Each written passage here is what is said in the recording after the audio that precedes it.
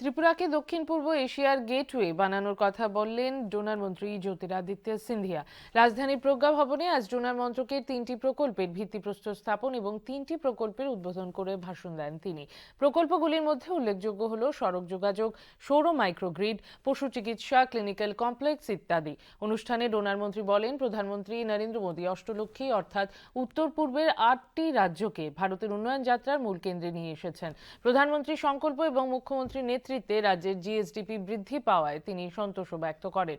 মুখ্যমন্ত্রী doctor Manik Saha donor মন্ত্রকের বিভিন্ন প্রকল্পের কথা তুলে ধরেন। অনুষ্ঠানে অন্যদের মধ্যে উপস্থিত ছিলেন বিদ্যুৎ মন্ত্রী রতনলাল নাথ সহ ডোনার মন্ত্রক এবং রাজ্য সরকারের বিভিন্ন আধিকারিকরা।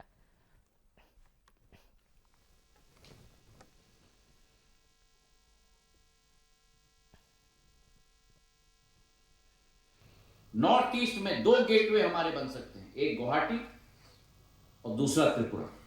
उस आगर रोड की क्षमता को त्रिपुरा में नई बढ़ोतरी, नई वैल्यू प्रोसेसिंग की नई क्षमता देने के लिए 80 करोड़ रुपए की योजना परसों उसका शिलान्यास में करने जा रहा हूं।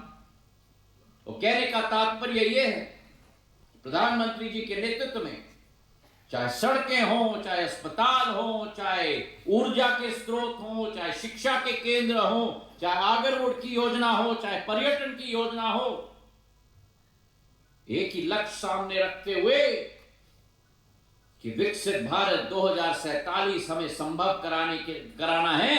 और उसलिए हमारे वतन के लिए तन मन खून पसीना एक करके ऐसा बीज बोना है जो वट वृक्ष बनकर भारतीयों को केवल छाया ना दे, लेकिन संपूर्ण विश्व को छाया दे।